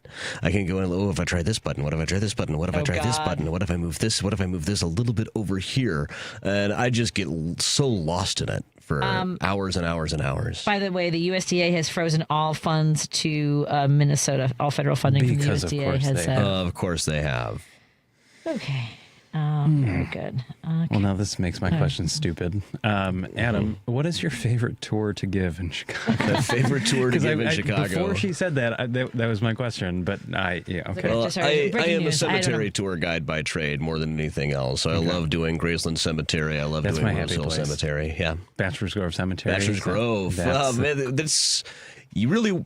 I always tell people you don't actually have to see ghosts at Bachelor's Grove Cemetery. The people you meet there are going to be stranger than any ghost you could dream up sometimes. Right. So. Resurrection Cemetery. Resurrection. I don't go to as often. I had my wedding photos there. Oh, yeah. Our wedding was supposed to be at Willowbrook Ballroom. But it burned down. Then it burned down. The day before our wedding. Isn't that crazy? Burned down on Friday. Our wedding was on Saturday, so we had to relocate 300 people. So it's good luck when it rains on your wedding day. What happens when your wedding venue burns down? Is that the gays should get married? Apparently, we literally everybody came together and we made it work, and we were able to make it. And everybody said they were like, we would have never have known by the grace of Resurrection Mary. I guess, exactly. That's right. Amazing. But no, and that's Resurrection Cemetery is the world's largest stained glass window. Yeah. Not many people know that. I did not know that. Yeah. Mm-hmm. So it's really cool to go in their chapel, or the mausoleum is massive. Wow. And all of their walls, it's stained glass. And it's the world's largest. Yeah. It's really cool. I had no idea. That's fascinating. By the way, we have a caller who's returned. Coming back for the second hour is Roosevelt in Chicago. What's on your mind, my friend? Hey guys, how you doing? Hanging in there. Still there. Yep. Okay, I don't know where I left because I was cut off. I thought I said a bad word. I told Lady B, did I say something wrong? Oh, we thought you hit the wrong button on your phone or something. I think you just got cut. Yeah, no, she no, was I wasn't not touching anything. Yeah. Everyone can confirm. So, guys, I really don't think that these people need training. I think there's a dog whistle. I think they get it. If they are like Trump, right? If they act like Trump, aggressive, that's exactly what he wants. That's what he's doing with the Democrats. That's what he's doing to the country. That's what he's doing in Venezuela. It's the same plan. It's push, push, push. Who's going to stop me? You know, that cockiness. But without the power of being a president, he's nothing. So remember that it's going to come a time, one way or another, he can't be there. I hope he's not there forever. Well, that would be weird. Some weird cryogenic experience for all of us. Yikes. At the same token, I don't understand this part of the MAGA. The part that says, "Oh, you shouldn't call me prejudice. You shouldn't call me. You shouldn't call Trump wannabe Hitler or Hitler." What else is there left? Look, Anne Frank's sister said so you can say so. That was years ago. I don't know. You guys are all young, but I remember a movie, Chuck Connors, 1973, and there's Soylent Green. Has ever heard of that movie? Yeah, I've seen that movie.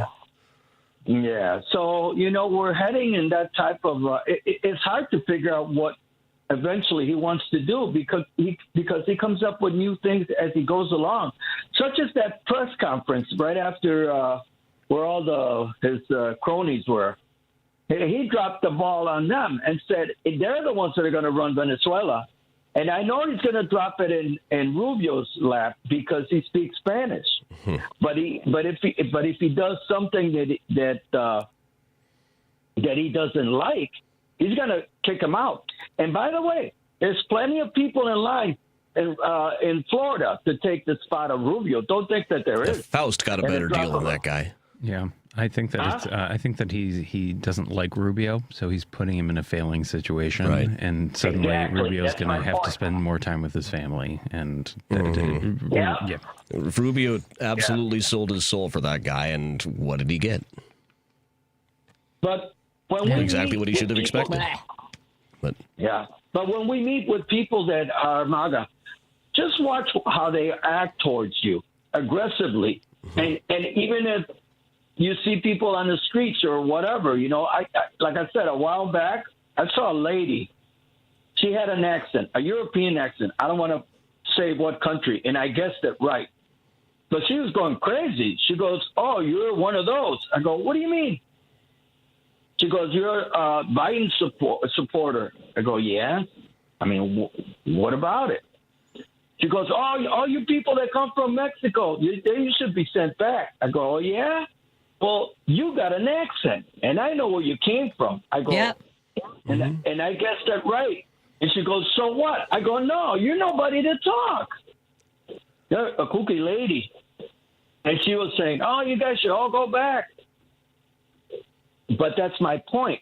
They act just like them, and they feel like this power, like they're superhuman or something. They think that nobody's going to say anything against them, or I should be scared because you're a Trump supporter. I know. They feel very emboldened. Believe me, I get a lot of evidence about that every day.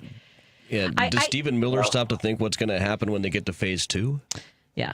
By the way, I have a texter that I want to address, and I think I'm going to do it now while Roosevelt's on the phone. At any rate, there's a texter who likes our shows, often has good conversation with us, but says that we should back. And I apologize that I'm going to do this on the air, but they want me to back off. They want all of us to back off talking about gay issues, and I want to know this: should I also stop talking about women's issues? Should our black guests and hosts stop talking about being black? I mean, I don't understand why people can't talk about their lives and who we support in our communities, especially when those people are being marginalized. And if you think that we're going to lose because we talk about these things and protect people or embrace or love people because we believe in their rights, I don't think you understand what it means to be a progressive or a liberal or someone with empathy. I don't. Yeah, I just want to address that. So just to bug that texter, if you have not been to karaoke down at the Gay Leather Bar, you have not been to karaoke. Once you have been to karaoke at the Gay Leather Bar, every Wednesday is one in my neighborhood that I can walk to, and you'll see a guy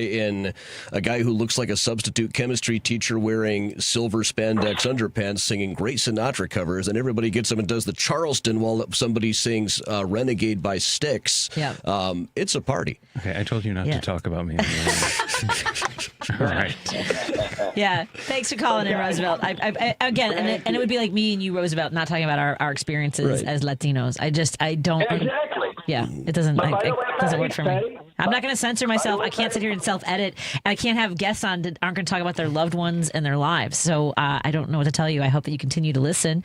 I've taken your words into consideration, and I think I've shared my thoughts. Yeah. Thank you so much, Roosevelt. Have a good night. Thank you very much. Take care. A good night to all of you. Let's take a break here. We'll continue our conversation on WCPT 820 Heartland Signal and KKNW 1150. We're going to have Amber Sherman on, who is a Memphis-based political activist, podcaster, and chair of the Black Caucus Young Democrats of America. More after this. I should probably hit the right button. It'll be this one.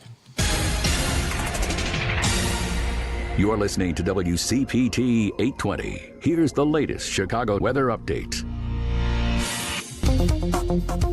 I'm meteorologist Ray Miller from the Weatherology Weather Center. Chance of rain tonight with a low temperature of 33 degrees and winds out of the east at 5 to 10 miles an hour. Saturday, rain mixing with snow with a high temperature of 36 and southwest winds at 15 to 30.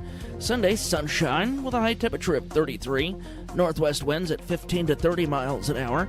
Monday, sunshine with a high temperature of 40. That's the latest Chicago weather update. Right now, it's 45. This is Chicago's Progressive Talk, 820 AM, WCPT Willow Springs, and online at WCPT820.com, where facts matter. Want to make 2026 your year of adventure? Book that trip and learn a new language with Babbel. Go ahead, make a resolution you can stick to. Now is the time. Babbel's New Year sale is here. Unlock all of the languages on Babbel with a lifetime subscription for 65% off. Turn your daydream into a destination this year with Babbel.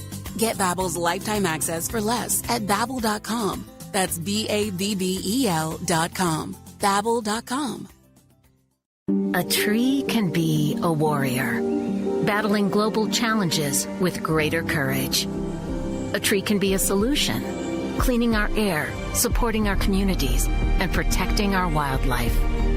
A tree can be noble, growing hope in every corner of the world. That's why now is the time for trees. Millions of trees. Join our planting movement at arborday.org. After serving in the military, life can seem like an endless loop.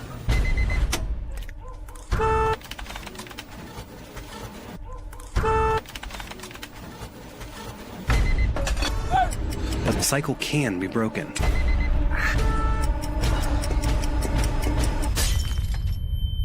You're not alone.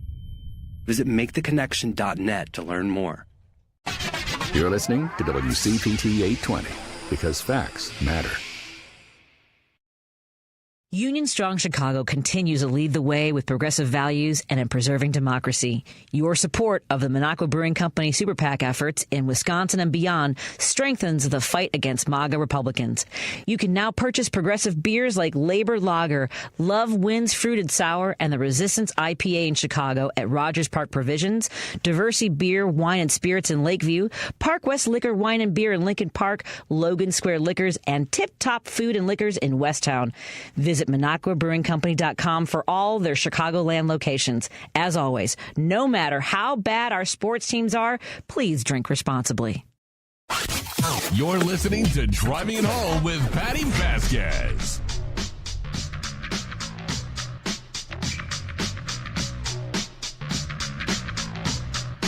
Thank you so much for joining us. We continue our conversation in the drive home. Joining me in studio, our guest co-host Dan Schaefer, who's the host of Palatini and Tuesdays with Josie. Adam Selzer is a author, historian, and tour guide. Joining us on the line, we're thrilled to welcome Amber Sherman, who is a podcaster, political activist.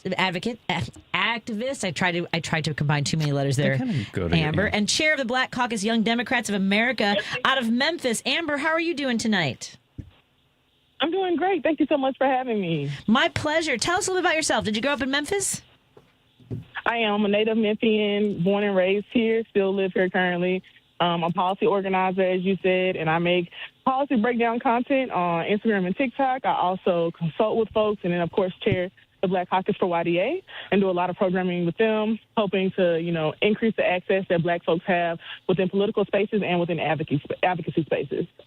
And tell me a little bit about what got you involved in this. Like when you were a kid, were your parents politically involved or people in your community that you looked up to and you were like, I want to do that someday? Or what kind of brought you into this arena? No, not at all. I actually got involved when I was in college because our governor at the time wrote a plan to privatize the housekeeping and engineering services on campus. And I went to University of Tennessee, but I went to the smallest campus that exists in a very small rural town. And the only jobs in that town were on the college campus. And so them privatizing those services would displace hundreds of people who would not have a job. And I just was not okay with that. And I started organizing around it and working with local elected officials and eventually held a protest, like one of the first protests on my college campus in like 30 years. And that sparked protests all across Tennessee at other college campuses. And eventually they threw away the privatization plan. So they didn't follow through with it. Oh, man. All right. Well, and there's so much going on in Tennessee. And I know that it's got to be such a difficult situation when, you know, for a while, all eyes were on Tennessee with the gun violence and the shooting at the parochial school and the Tennessee Three, two of whom were expelled, clearly because they were young black men that people couldn't handle in the state capitol. And I'm glad that they continue to fight. Tell us a little bit about how challenging that can be and some of the successes that you've seen in addition to the work you've already done, what we maybe don't know about. Yeah, it's extremely challenging working and organizing within a supermajority. One of the biggest things that I've done is write legislation. I have a master's in legal studies, and my master's thesis is about the cash bail system here in Tennessee. I live in Memphis, of course, as y'all know, but in Nashville, they don't use cash bail for misdemeanors. And so I wrote a paper and legislation about using that cash bail list system all throughout Tennessee, not just in Nashville. And I've introduced that bill about 3 different times in the State House, and I've also defeated different bills to remove access to bail funds. There was a bill this last session to disallow bail funds from existing, and I was able to defeat that bill and then also get some amendments added to other bills. And that's usually what the organizing looks like, right? Like I can't always defeat everything, but I'm able to lobby to get some amendments added or maybe get some bills changed, and that's kind of what we're working with. That's incredible work. And tell me a little bit about what the election season is looking like. What's your next primary in Tennessee? Do you have one coming up? Yeah, we have one in May. There's 3 elections this year. We have a gubernatorial race this year. So there's really big elections happening in Tennessee. There's House races, of course.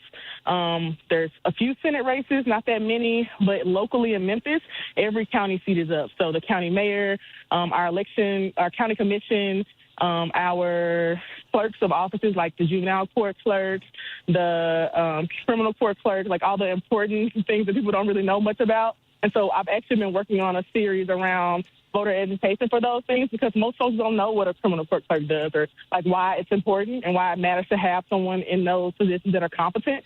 And I'm hoping that would help to increase the voter turnout as well. That's wonderful. Yeah, I know that with everything going on, people really are looking to our 2026 midterm races. What's the energy like as far as flipping some seats in Tennessee? The energy is actually really big. So after we had that special election because Congressman Mark Green retired, Afton Ben, who was running on the Dem side, I mean, she did an amazing job. And every county within District 7 moved 12 points or more to the left. And that makes several House seats vulnerable. About 4 House seats are now vulnerable. So we have a chance to flip those. We also have Justin Pearson, as you mentioned, one of the Tennessee Three. He's running for Congress here in Memphis, and we're really excited for him. I fully support him because our current Congressman, who's been there 30-plus years, has done nothing, especially for a majority black city. And so we're really excited to have some new, fresh blood running and hoping that he wins and gets in that seat. So, Amber, I've just a quick question. So this is Dan. Thank you for joining the show. The election process, I know that you mentioned that there is a lot of momentum. Are you sensing that there is, because I always go to this, everyone says election fraud is a thing, but I feel that people being prevented from being able to vote is actually a thing. What are your senses on the ground of people being able to actually cast a legitimate vote in Tennessee? Yeah. That's a big concern right now. So for folks who don't know, we currently have a federal occupation happening in Memphis where there are close to 2,000 federal agents here, 300-plus state troopers, multiple sheriff officers who are doing special operations, who are literally standing at the gas stations and the markets all up and down the streets in Memphis, especially the streets that I live near in black communities. And so people are afraid. Folks are not leaving their homes.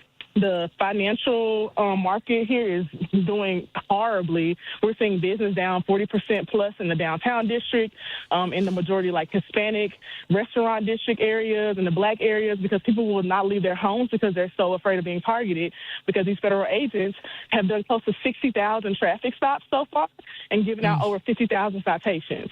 And that just gives people a financial burden for things like expired registration or not having insurance, which are all financial responsibilities that people are working, to do. But it's not a crime, and it does nothing to keep us safer. And so one of the biggest theories about this state task force is that it is going to prevent people from wanting to go out and vote. Yeah. Because our first election is in May. They've been here for about 4 months now. We don't know when they're going to leave. And so we're really trying to send that message with folks of like, hey, don't sit this one out. Don't not go to the ballot because of what's happening here, because that's exactly what they want. So I always say voter fraud is not a thing, even though people make it seem like a thing. Voter suppression is very much a thing. And do not leave until you can verify your vote is actually counted. But it's not as easy for certain people, depending on where you're living, and that's not America. Yeah, it's not as easy. And the changes that have been made to the postmark on actual stamps by the post office is also going to impact that, right? Like for folks who were previously told, as long as your ballot is postmarked by this date, you're fine. Now we have to go through and read all these different rules and make sure people get their ballots sent in way earlier than normal to make sure they actually meet the correct deadline, because they've changed these obscure rules that are really going to impact things like absentee voting. Wow. We're talking to Amber Sherman out of Memphis, Tennessee.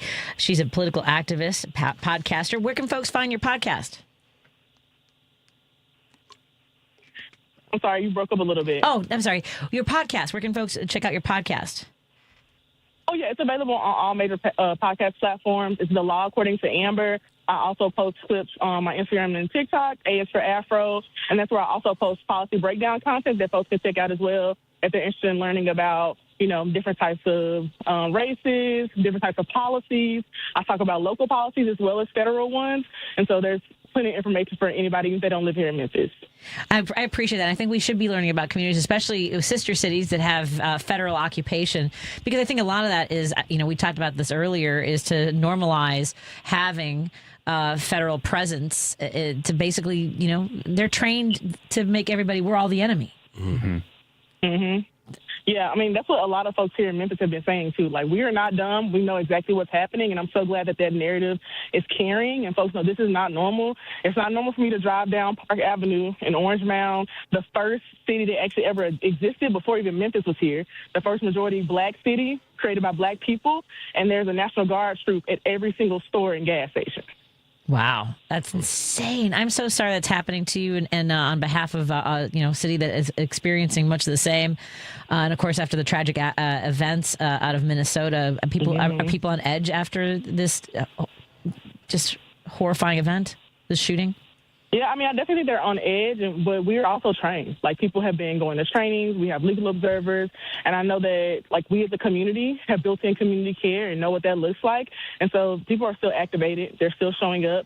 We have a rapid response hotline here, Houston Audio's 901, and they're responding to ICE calls and federal agents pulling folks over. So we haven't stopped any of that work, and we're going to keep continuing that work. I created a rideshare program to give folks free rides to work or school or wherever they need to go, because folks were literally not driving, and so they weren't taking their kids to school or going to work.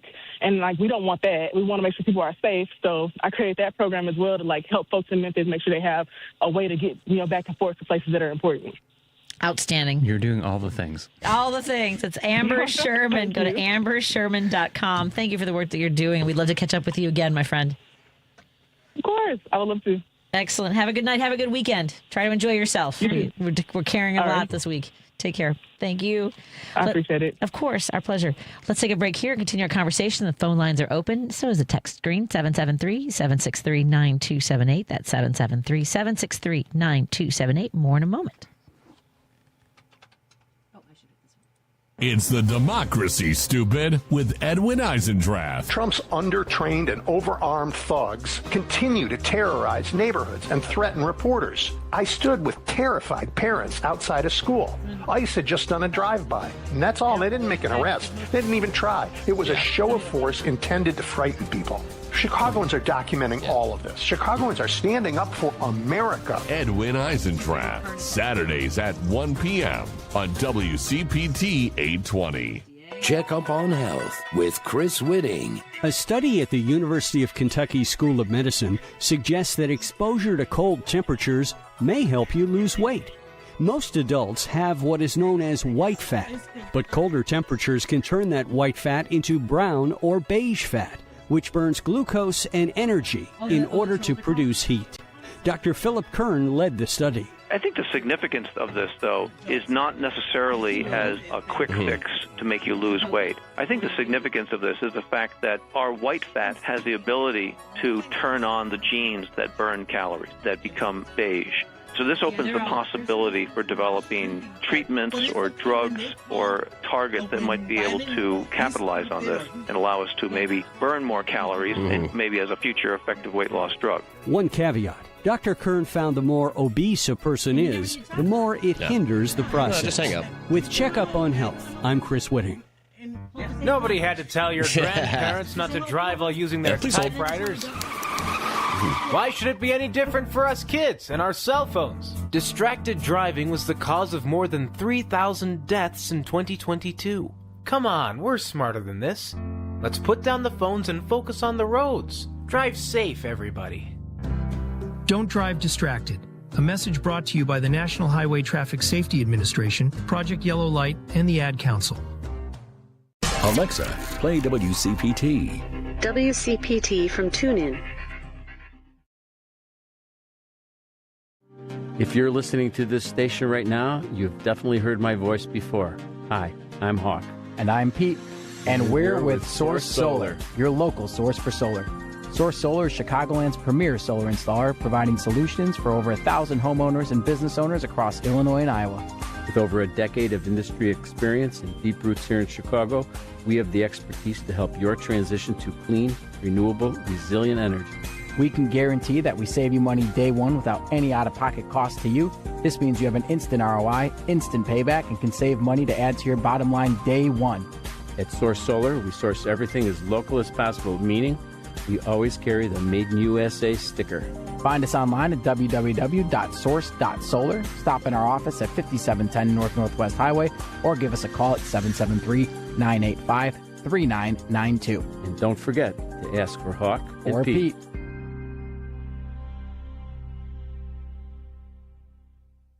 Patti Vasquez is taking your calls now. We need to speak out about this.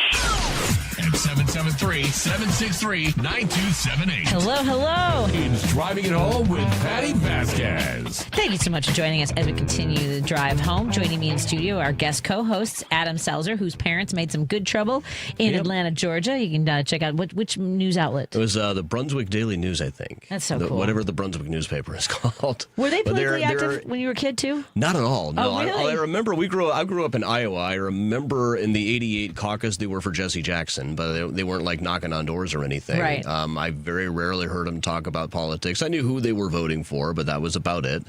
They got a lot more active under George W. Bush. Okay. And especially much more so now. And really, I think now the local Democratic Party is their social group now.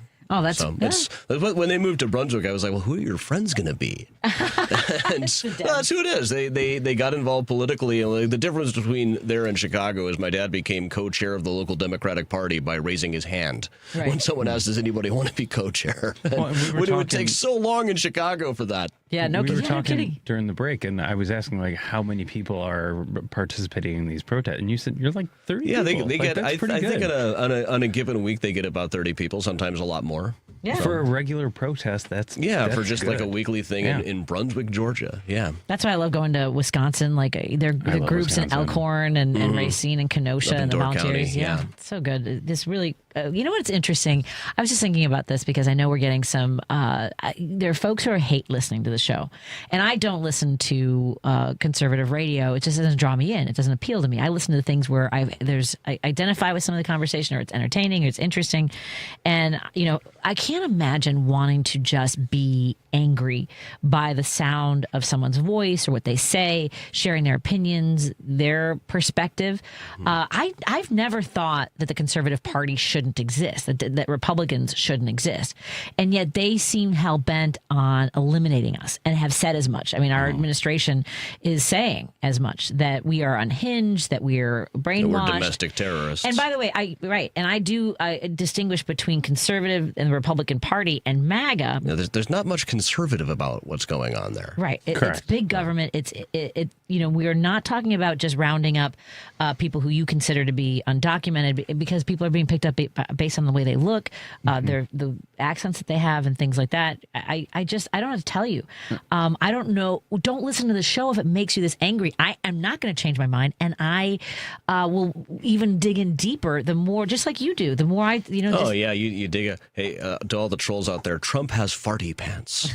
He does. I used to be libertarian, so I mean, really, right. That's it.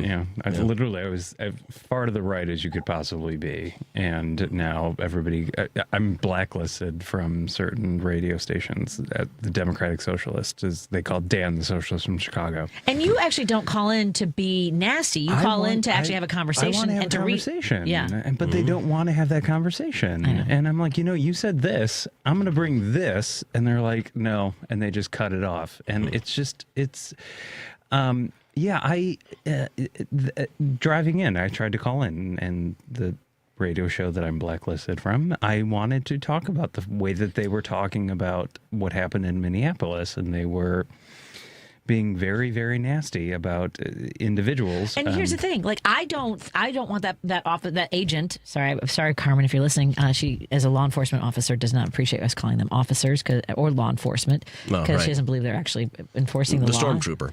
Right. Yeah. And so I don't want any. I wouldn't want anything to happen to him. I don't understand. Like, when we talk about affordable care, the subsidies. I want everybody. Mobs don't get us anywhere. Right. I want everyone to have health care, because when we're all doing better, we're all doing better. I don't have to tell you. So we are coming from a different place. Even prisoners are entitled to a basic standard of hygiene and nutrition. Let's get to. By the way, Dan Schaefer also joining us in studio, guest co-host today. He's a host of the Palatini and Tuesdays with Josie, available wherever you listen to your podcast. Tomb Snoopers also available. We'll be dropping some new episodes soon. Pretty soon. That's Tomb Snoopers. Jeff is on the line from Elgin. Hey, Jeff, what's on your mind, my friend? Hey, Patty. I was going to talk about Minnesota, but man, that text that you read, that got me feeling a certain kind of way. I've been out for 30 years, and I had to sit and think about it. And representation matters, visibility matters. I grew up in the suburbs.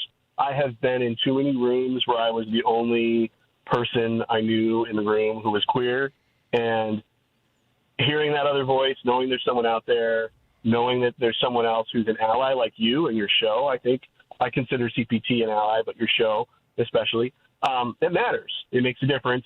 And it's not about some agenda. It's not about converting people like the old Ellen thing where, if I get enough people, I'm going to get my free toaster or whatever. But it's about your right to exist.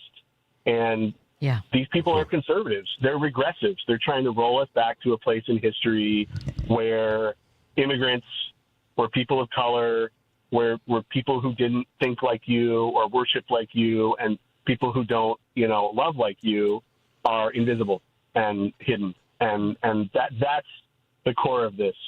Well, immediately, that poor woman was an other, and therefore she was a justifiable target because she was an other. And it makes no sense to me, and it enrages me. So happy Friday. Keep fighting the good fight. Love you guys. I'm sorry that got you. Well, I'm glad that you called in. And here's the thing. We can talk about Minnesota for a moment, too, because you're right. Right away, they started using the language, and her pronouns on her bio are, and her lesbian wife, which it was wild. They're digging through her history, her social media, whatever, to try to find a gotcha on her. Like, oh, my gosh, no, that's not how this works. And these people used to believe in law and order. They used to believe in small government. They used to believe in your right to do these things. They said they did. They said they ostensibly. Ostensibly, yes, so the idea that a jackbooted thug can shoot you on the street and then drive away and not even stay for the investigation should enrage all of them just as much as I'm enraged. That's the part I don't get. Haven't they been telling us that's why why they need firearms this whole time, in case the government comes to shoot them? Yeah, precisely. Yeah. Where are those Second Amendment dudes? Well, I don't where want are to those ask guys? like that, but yeah, where are those guys that are supposedly the government's going to steal our rights? My old man, rest his soul, was a Rush Limbaugh Republican. He listened to Rush all the time, and the big grievance of like that mid-'90s to late '90s was the Clintons, big government, and the government's coming for your guns. They're coming for your civil liberties. They're coming for your church. Waco, Ruby Ridge, blah, blah, blah. Yep. My dad would be rolling over in his grave right now, just thinking about what this government, in the name of republicanism, quote unquote, is doing to America. Yeah, I would say two things. One is Barack Obama walking out of the White House is like, crap, I forgot to take all their guns.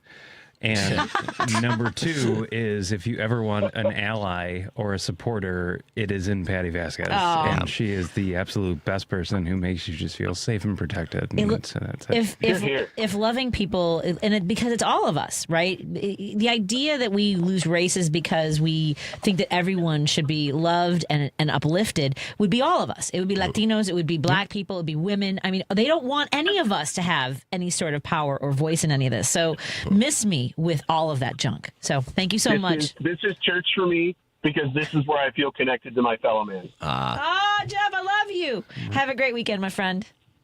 You too. Love you guys. And that's how we're going to end the show tonight. I love you, Dan. I love you, Adam. I love you, Lady B. I love you, audience. Love you, Lady B. Even my angry trolls, even my angry listeners. I hope that you are able to find some grace this weekend. Find something that makes you happy, everyone. Have a great weekend. Good night. Today, 1 in 5 working-age Americans has a mental health condition. People in all types of jobs and at all levels. And the key to helping us succeed